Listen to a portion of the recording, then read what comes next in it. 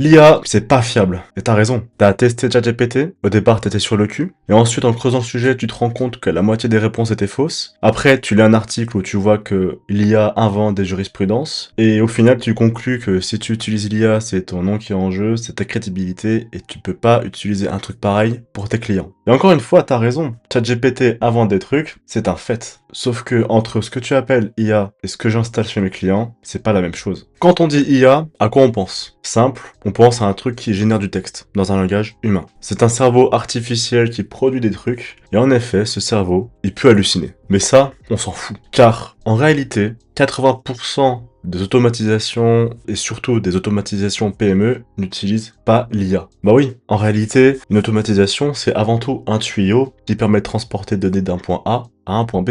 Et si là dans le tuyau, on n'a pas besoin de cerveau, à savoir on n'a pas besoin d'IA, bah pourquoi en mettre? Typiquement, un très bon exemple de tuyau, c'est la génération de factures automatiques. Ici, bah qu'est-ce qu'on fait? Bah tout simplement on récupère des données d'une source de vérité, on prend un template standardisé, on génère la facture et on l'envoie par email. Et d'ailleurs, si j'accède à mon brouillon d'email, hop, j'ai bien mon brouillon avec ma facture. Et ce tuyau, bah il n'invente rien. Il récupère des données d'une source de vérité, il crée la facture, selon un template standard, il génère le format PDF, il l'envoie par email. Ici, en brouillon. C'est tout. Ici, je vais te montrer les coulisses. Ici, je peux te garantir qu'il n'y a pas d'IA. Et d'ailleurs, comme tu peux le voir, le tuyau a mis 5 secondes à générer le PDF. Donc non seulement ici, on n'a aucune IA et que de la plomberie, et en plus de ça, on peut générer des vingtaines de factures en quelques secondes, avec aucune erreur là où un humain pourrait avoir 2-3 erreurs de vérification, c'est normal, et surtout, hallucination, impossible, clairement. Bon, ok, ici, je divague sur la tuyauterie. Et dans un scénario où on aurait besoin d'IA, eh bien sache que l'IA, on peut la brider. Déjà dans un premier temps en y mettant des instructions précises et spécifiques, ça, même sur ChatGPT, c'est possible d'affiner la réponse en mettant des instructions précises.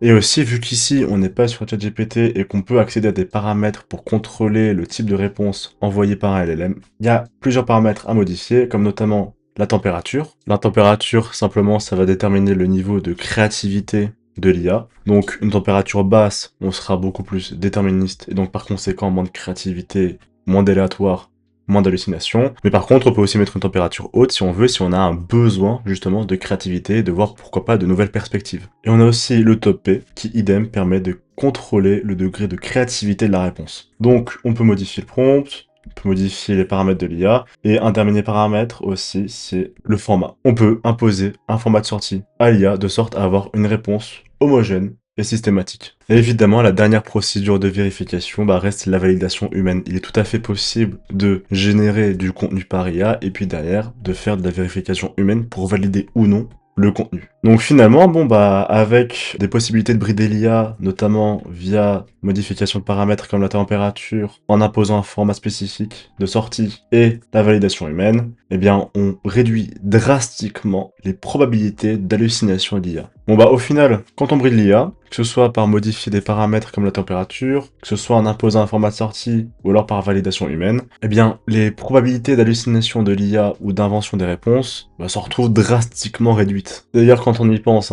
je pose ça là, et si le maillon faible c'était pas l'IA, mais l'humain? Surtout sur les tâches répétitives.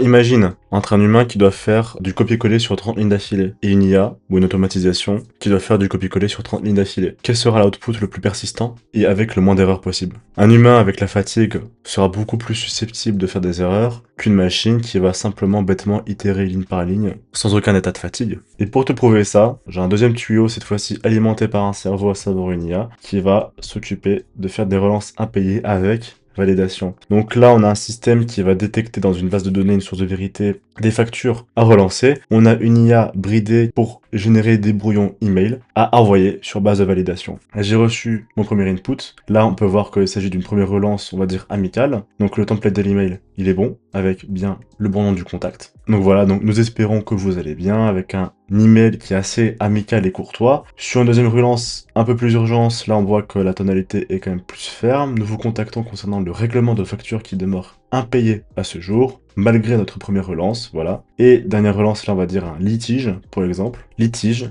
malgré nos relances précédentes, nous constatons que la facture émise le 31 octobre d'un montant reste impayée depuis 79 jours, avec aussi des données qui sont factuelles et concrètes. Nous vous adressons par la présente une mise en demeure formelle, donc voilà. Et tout ça, c'est généré par une seule IA qui prend les données de la source de vérité et va les interpréter selon l'urgence de la relance. Et comme tu peux le voir dans les coulisses, hein, tout se passe ici. Et surtout, ces 4 templates, hein, adaptés selon l'urgence de la relance, ont été rédigés et générés en 11 secondes. Revenons-en à notre test, donc je peux en valider certaines, en rejeter d'autres. Je valide les décisions. Et voilà, 3 relances envoyées, une rejetée. Dans les coulisses, la validation et l'envoi a mis littéralement 4 secondes. Et dans ma boîte mail, étant donné que j'ai remplacé l'email du destinataire par mon email pour le test, j'ai bien 3 relances qui ont été effectuées. Voilà, parce que j'en ai accepté 3 et rejeté une. Donc non seulement on construit des tuyaux, on peut aussi mettre de l'IA qu'on peut brider pour être sûr d'avoir un output standard. Et surtout, regarde le gain de temps que ça donne. Faut quand même se rendre compte qu'en 30 secondes, j'ai rédigé